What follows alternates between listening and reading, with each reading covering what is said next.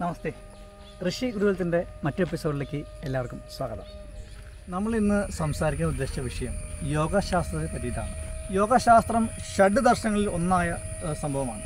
അതായത് ഷഡ് ദർശനം വെച്ചാൽ 6 ദർശനങ്ങൾ, ഈശ്വരനെ പറ്റിയിട്ടുള്ള 6 കാഴ്ചപ്പാടാണ് ഷഡ് ദർശനം എന്ന വാക്കുകൊണ്ട് ഉദ്ദേശിക്കുന്നത്. അതിലൊരു ശാസ്ത്രമാണ് യോഗശാസ്ത്രം. അപ്പോൾ യോഗ ചെയ്യുന്ന വ്യക്തികളെല്ലാം തന്നെ ഈശ്വരനെ കാണാനുള്ള പക്വതയോടുകൂടിയവരായിരിക്കണം എന്നാണ് മനസ്സിലാക്കേണ്ടത്. ഇന്ന് കാണുന്ന യോഗശാസ്ത്രം ഈശ്വരനെ അറിയാൻ വേണ്ടിയിട്ടുള്ളതാണോ എന്ന് ചോദിച്ചു കഴിഞ്ഞാൽ വളരെ സംശയമായ കാര്യമാണ്. അതായത് ഇന്നത്തെ യോഗശാസ്ത്രം കേവലം ശാരീരികവും മാനസികവുമായിട്ടുള്ള പുരോഗതിക്ക് വേണ്ടി മാത്രമാണ്. മനസ്സിനെ നശിപ്പിക്കാൻ അല്ലെങ്കിൽ മനസ്സിനെ ഉന്മൂലനം ചെയ്യാൻ വേണ്ടി അല്ലെങ്കിൽ മനസ്സിൻ്റെ ഉള്ളിലുള്ള ചിത്തങ്ങളെ ഇല്ലാതാക്കാൻ വേണ്ടിയിട്ട് ചെയ്യുന്ന ഒരു രീതിയാണ് ഈ യോഗശാസ്ത്രം. പക്ഷേ ഇന്ന് ചെയ്യുന്നത് മനസ്സിന് ബലമുണ്ടാക്കുക, പ്രകൃതിയിലുള്ള സാധനത്തിന് അനുഭവിക്കാൻ ശ്രമിക്കുക ഇത്യാദി കാര്യങ്ങൾക്ക് വേണ്ടിയിട്ടുള്ള ഒരു ലളിതമായ രീതി മാത്രമായിരിക്കുന്നു യോഗശാസ്ത്രത്തിൻ്റെ കാഴ്ചപ്പാടുകൾ. യോഗ എന്ന പേര് കേൾക്കുമ്പോൾ തന്നെ എല്ലാവരും ഉള്ളിലേക്ക് പോകുന്നത് ഒന്നെങ്കിൽ ഹഠയോഗം അല്ലെങ്കിൽ പാതഞ്ജലയോഗം. ഈ 2 പേര് മാത്രമാണ് എല്ലാവരും മനസ്സിലുള്ളൂ.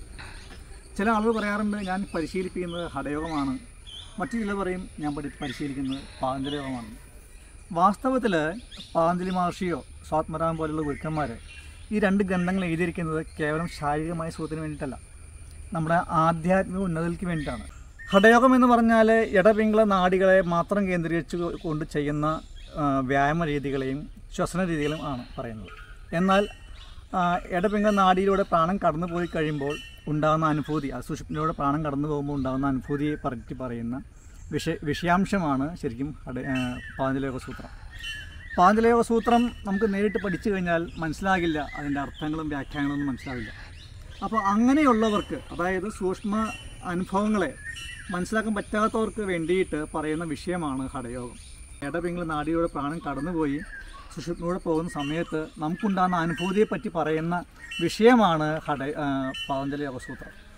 എന്നാൽ ഇടപിംഗള നാഡിയിലൂടെ സുഖമായിട്ട് പ്രാണൻ കടന്നു പോയി ഒരു നിശ്ചലമായ അവസ്ഥയിൽ, കുംഭാവസ്ഥയിൽ കൊണ്ടുവരാൻ സഹായിക്കുന്ന ഒരു വിദ്യയാണ് ഹഠയോഗം എന്ന് പറയുന്നത്. ഇന്ന് യോഗ അല്ലെങ്കിൽ ഹഠയോഗ കേന്ദ്രങ്ങളെല്ലാം പഠിപ്പിക്കുന്നത് നമ്മുടെ ശാരീരിക വ്യായാമങ്ങളാണ്. അതായത് കഠിനമായിട്ടുള്ള ശാരീരിക വ്യായാമങ്ങളാണ്.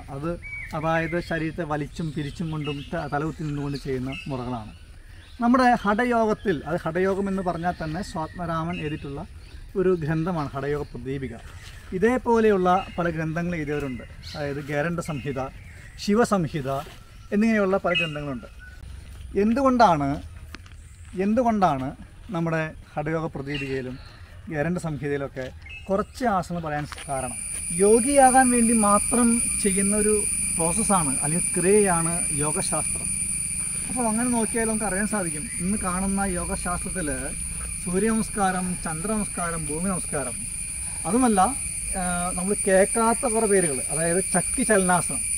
പണ്ടത്തെ അമ്മമാരൊക്കെ ഈ ചക്കാട്ടില്ലേ, അല്ലെങ്കിൽ നമ്മുടെ ഈ ഉഴുന്നാട്ടാൻ വേണ്ടി ചെയ്യുന്ന ആ പ്രക്രിയയെ ഇന്നൊരു ആസനമായി മാറ്റിയിരിക്കുകയാണ്.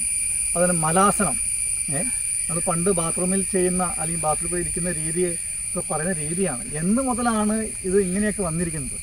ശരിക്കും ശാരീരിക ഫിറ്റ്നസ് ചെയ്യാൻ വേണ്ടിയിട്ട് നിങ്ങൾക്ക് പറയേണ്ട രീതി ഒരു ഫിസിക്കൽ ട്രെയിനിങ് സെൻറ്റർ എന്ന് പറഞ്ഞാൽ മതി. അല്ലാതെ ഒരിക്കലും യോഗ കേന്ദ്രം എന്ന് പറയരുത്, അല്ലെങ്കിൽ സർക്കസ് ട്രെയിനിങ് സെൻറ്റർ എന്ന് പറഞ്ഞോളൂ, കുഴപ്പമില്ല. ഇത് നമുക്ക് ചെയ്യേണ്ടത് യോഗിയാകാൻ വേണ്ടിയിട്ട് മാത്രമാണ് യോഗശാസ്ത്രത്തിൽ പറയേണ്ട കാര്യങ്ങളുള്ളൂ.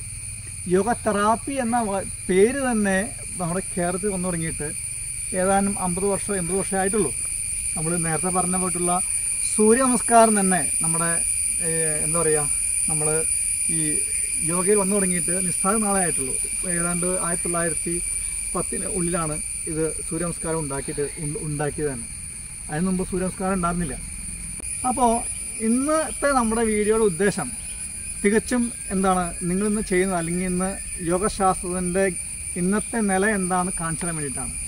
അടുത്ത ദിവസങ്ങളിൽ നമുക്ക് ഇതിൻ്റെ അപ്ഡേഷനുമായിട്ട് വീണ്ടും കാണാം. അതുവരെ നന്ദി. ശരിയുള്ള ഒരു ശക്തിയുള്ളവൻ്റെ മുന്നിൽ എപ്പോഴും ജയിച്ചു എന്ന് വരില്ല. എന്നാലും ഇടയ്ക്കൊരു വിളക്കെങ്കിലും മിന്നില്ലെങ്കിൽ എല്ലാം ഇരുട്ടാവില്ലേ? എല്ലാവർക്കും ഇരുട്ടെന്നേ പുഴക്കായി, എന്നിട്ടും വെട്ടത്തെ പറ്റിയൊരു ഓർമ്മ.